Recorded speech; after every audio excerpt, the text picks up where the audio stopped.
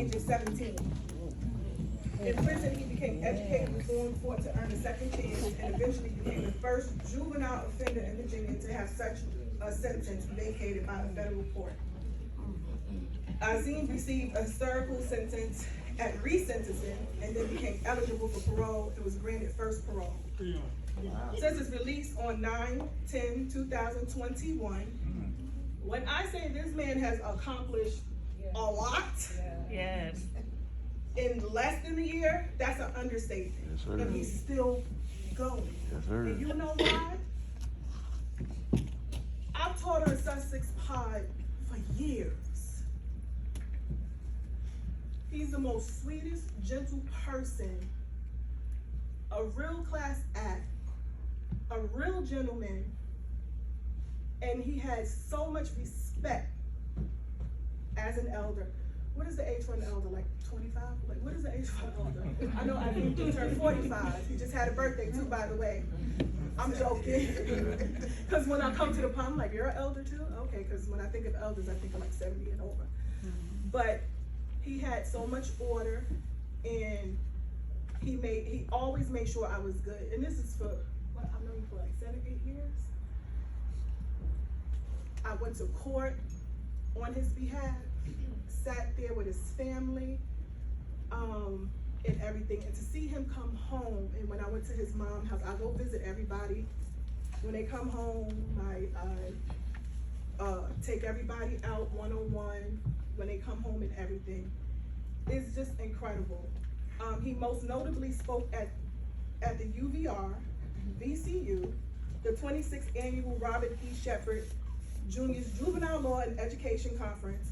Keep in mind, all in less than a year.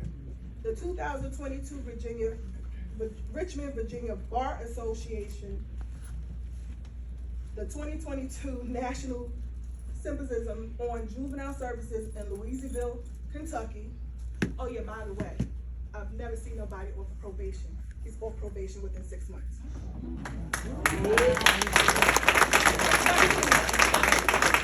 All these years I've been doing it, I've never seen that. I'm not finished. He spoke at alternative schools, detention homes, prisons in Virginia, Tennessee, various parole hearings, obtained legal representation for juvenile offenders, assisted with preparing parole, clemency, other legal petitions. He is a registered CPRS and a certified integrated forensic peer recovery specialist, a husband, father, homeowner, again, all less than a year. There's no excuse for nobody. Sometimes people be dealt with a terrible hand, I get that. But he is doing it. He is also the Virginia ICANN regional connector to the campaign for the fair sentencing of youth. He wants to help the world. That's just who you are, and I love it. Shout out to his wife, Kiera, because behind every good man,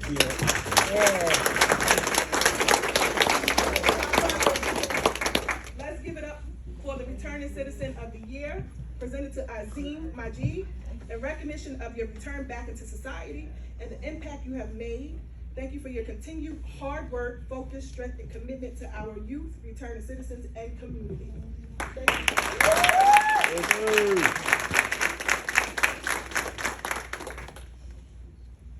Hal Jazaa'ul Ihsani ila al-Ihsan. Is there any reward for good other than good? La, no. Hal Jazaa'ul Ihsani ila al-Ihsan. Is there any reward for good other than good? La, no. First, I want to say thank you to Monique. This woman is so extraordinary. Everything that she said is true. I want to begin by saying that at the age of 17, I was sentenced to a sentence that particularly said that I was permanently incorrigible.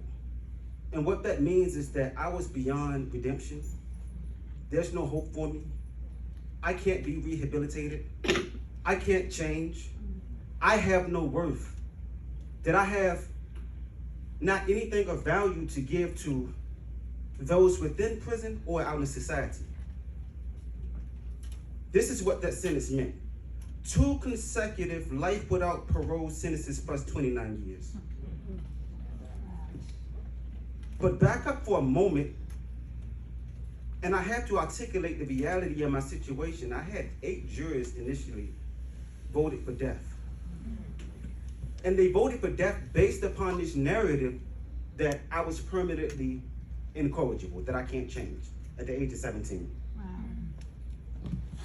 This is important to me as it relates to this particular reward, and as it relates to everything that Monique just said that I've done in the wake of my release. They got it wrong. Yeah, they did. They got it wrong. See, because what you see me doing out in society, this is who I am. This is the person that I evolved into being, a better version of myself. I wasn't out in the street committing crimes simply because I just wanted to commit crimes. I make no excuses. I should have went to prison, but I didn't deserve a sentence that would take away hope and allow me to live in a situation with grown men as a child without hope of ever being out in society with my family again. But this is the norm. There's so many other individuals in the Virginia Department of Corrections just like me who were given the same type of sentences that I was given at such a young age. Sentences that says that they're permanently incorrigible. I'm here to tell you that I walk with many of those individuals. They got it wrong. So as I said, this is important to me as it relates to this particular reward. I'm out in society. I'm a returning citizen. I was buried alive. That sentence that I told you all that I just had, it was 1,229 years. I was buried 1,229 years feet deep as a child. But I'm walking the street again.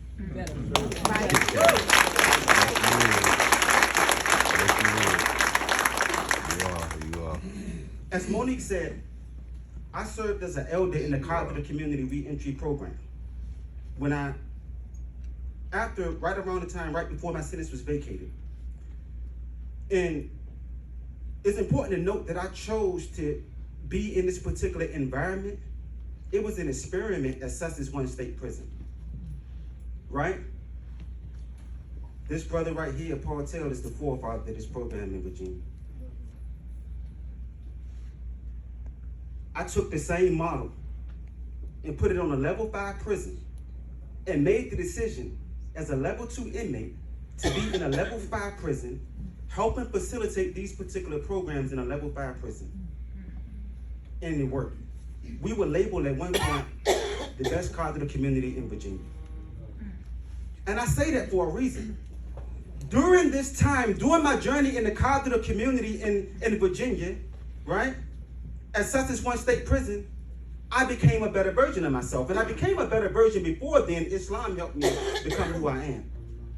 But when I entered into this particular community and was able to assist in the re-entry of other returning citizens, other individuals, helping them as it relates to cognitive restructuring, I became a better version of myself. I learned that we find our true purpose when we help others. That's right. Right? That's right, man. So if it worked in there, it's going to work out here. Now let me fast forward. I'm not going to keep you all too long. So as I was transitioning out, it was a battle. You can read about my story. Like, my sentences was vacated. I went to resentencing. I received another historical sentence that basically mandated that I would be released. The DOC still didn't want to let me go. Went back to court again. Fought for my good time. Won again. Still didn't want to let me go. The amazing Governor Northam instituted HB 35, the bill which allows juvenile offenders to be eligible for parole after serving 20 years of their sentence. I went up for parole and was granted first parole.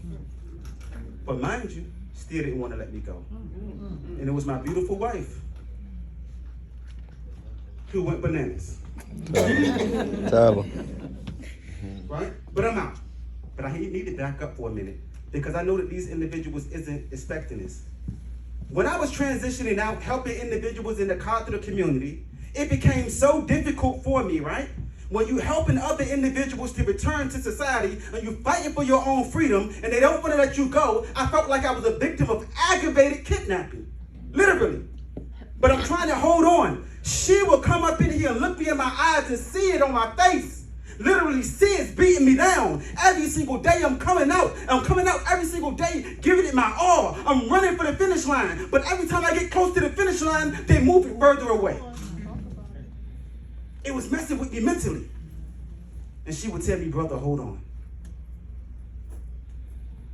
I met my beautiful wife. Right? It was like an oasis. It was two individuals.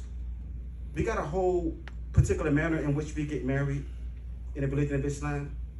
And it was two brothers in particular that I called upon. And they ran to my aid and aided and assisted me in getting married. That was my brother back here, Abdul Baki, Model P. John, and my brother, Paul Taylor. Right? Right there, aiding and assisting me through that process, knowing that it's gonna make it easier for me, and knowing that I was drawing closer to myself, and knowing I was trying to be a better person. I'm saying this for a particular reason. When it got hard for me, every time they moved the finish line away, further away, I would call on these two brothers particularly. Every single time that I called them, they pressed 0. So when we're talking about a returning citizens of a year, right? These brothers deserve it because I didn't do it by myself. I always talk about my family, right? My family was there 100%, but it was these brothers, right? That you don't hear this part of the story right here. It wasn't easy. There was my balcony people. They was right there telling me, come on, Knock, this is what you need to do. Hold on every single time, and I was weak. Y'all didn't see that. Right? But they pushed me. So I want to take this opportunity to say thank you to you, brothers. I love y'all so much.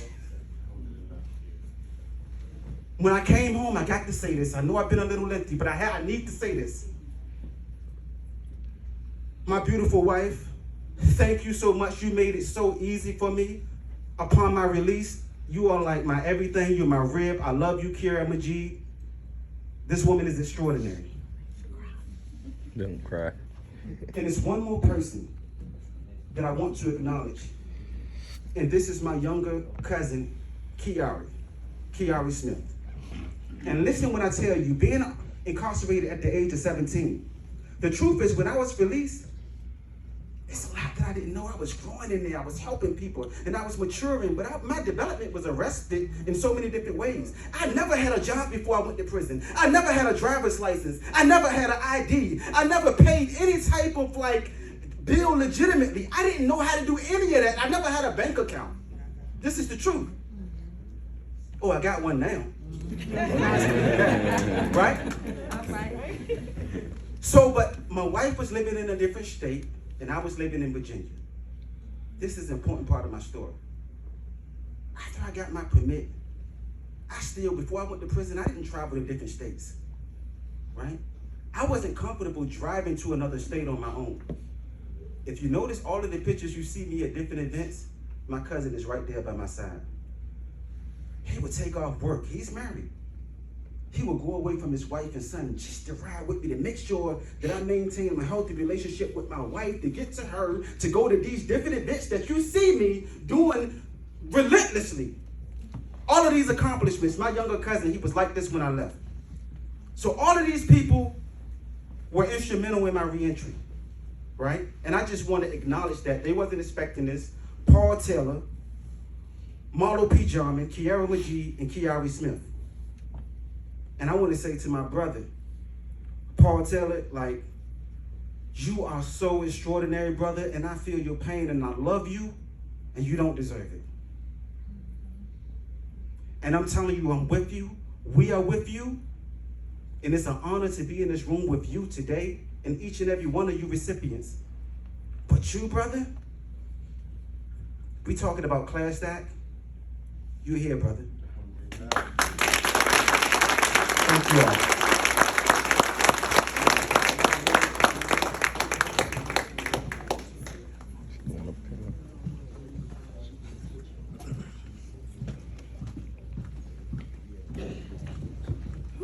Give it up for Azeem. It's been a while. The story, you know, is phenomenal. This is beautiful right here. And you can see how powerful he is. He's a very powerful brother, very powerful. Our next award is gonna go to 6:30 now. I told you I'm a stickler for time.